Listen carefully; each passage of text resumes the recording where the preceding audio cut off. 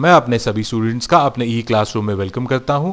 आज इस वीडियो में हम बैलेंस ऑफ पेमेंट चैप्टर के बारे में पढ़ेंगे, जो कि क्लास 12 मैक्रोनॉमिक्स के पर्सपेक्टिव से बनाया गया है। ये इस चैप्टर का 4th पार्ट है।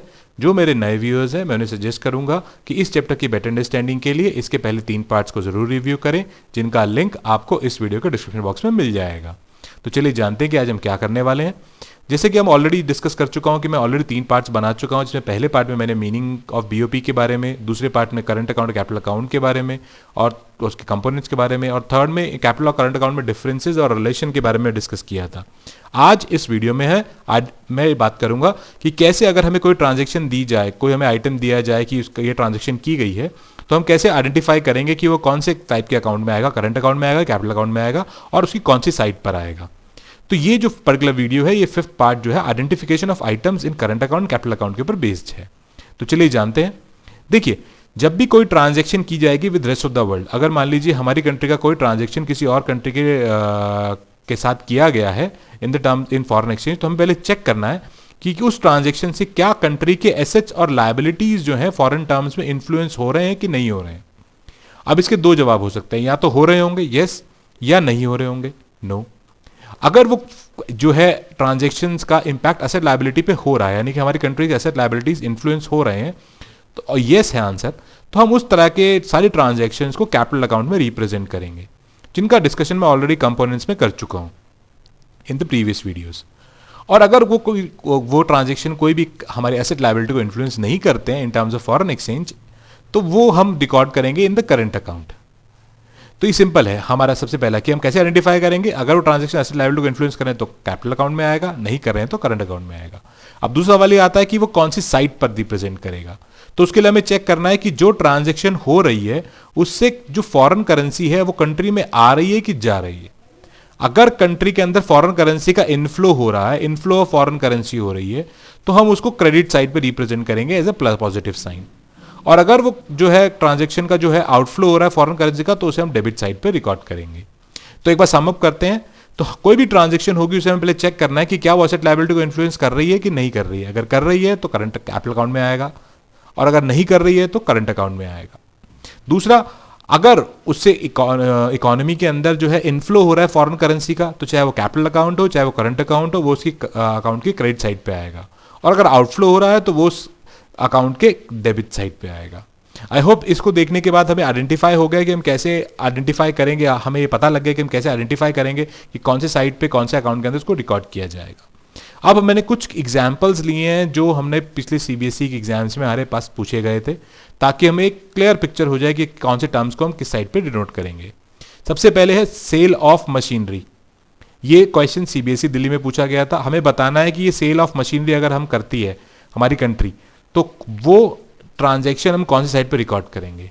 यहां हमें पहला 2 बातों पे ध्यान रखना है। पहला, हम मशीनरी को गुड्स की तरह ट्रीट करेंगे, ना कि एसेट्स की तरह। अक्सर कॉमर्स के स्टूडेंट्स कंफ्यूज हो जाते हैं और मशीनरी को एसेट ट्रीट करते हैं। यहां पर मशीनरी को मर्चेंडाइज यानी कि गुड्स की तरह ट्रीट किया गया है।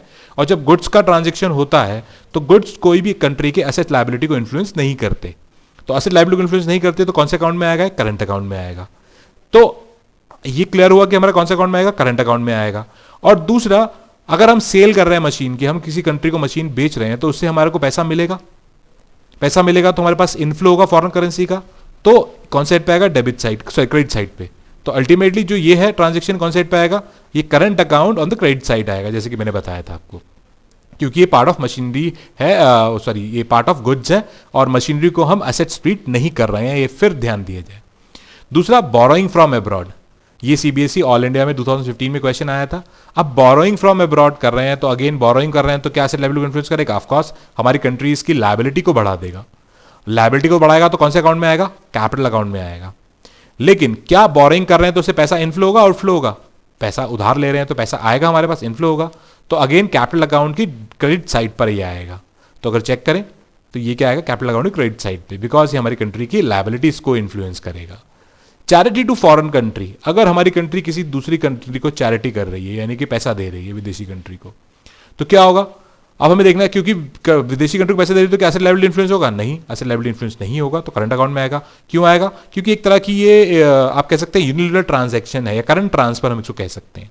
और पैसा दे रहे हैं तो पैसा जा रहा है, आउटफ्लो हो रहा है, तो कौन से साइड पे आएगा, डेबिट साइड पे। तो कौन से है, करंट अकाउंट डेबिट साइड हुआ। तो कौन साइड पे आएगा? Current account debit side. और क्यों आएगा? क्योंकि ये करंट ट्रांसफर्स हैं जो आउटफ्लो फॉरेन करेंसी को कर रहा है। नेक्स्ट है फॉरेन इन्वेस्टमेंट इन इंडिया। अगर कोई विदेशी भारत में आके पैसा इन्वेस्ट कर रहा है तो क्या होगा? अगर वो पैसा इन्वेस्ट करे तो हमारे एसेट्स बढ़ेंगे ना। एसेट्स बढ़ेंगे तो कौन से अकाउंट में आएगा? कैपिटल अकाउंट में आएगा।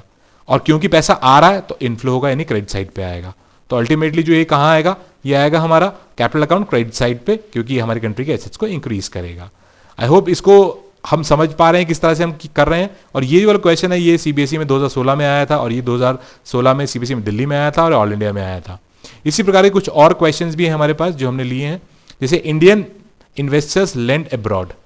अब इंडियन इन्वेस्टर लेंड अब्रॉड करें, सीबीएसई में 2016 में आया था फॉरेन में। अब भारतीय निवेशक जो है वो बाहर अगर निवेश करेंगे तो उससे क्या एसेट लायबिलिटी इन्फ्लुएंस होगी? ऑफकोर्स होगी। क्यों होगी? क्योंकि अगर हम बाहर निवेश करेंगे तो हमारे एसेट्स बढ़ेंगे, तो कौन साइड पे आएगा? कैपिटल अकाउंट में आएगा, करेक्ट। और बाहर निवेश करें तो पैसा आएगा कि जाएगा? पैसा हमारी कंट्री से जा रहा है, तो डेबिट साइड पे आएगा। तो it will be recorded on the capital account debit side, क्योंकि हमारे एसेट्स इंक्रीज होंगे। Indian investors borrowing from abroad.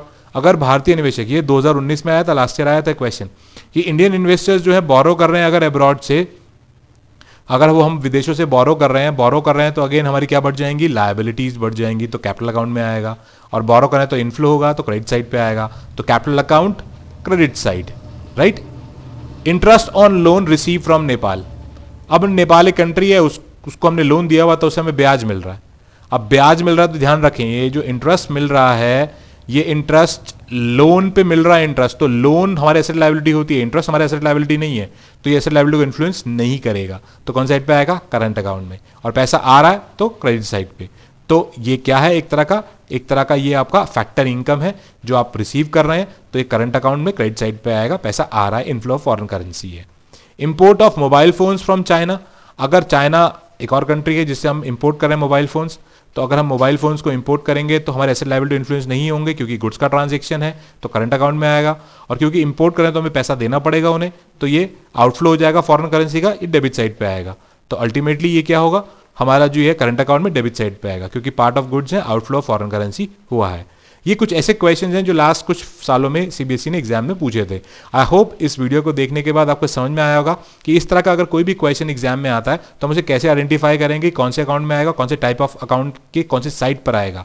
I hope इस वीडियो को देखने के बाद आपको इन टॉपिक को क्लियरली आया होगा। Thanks for watching my video.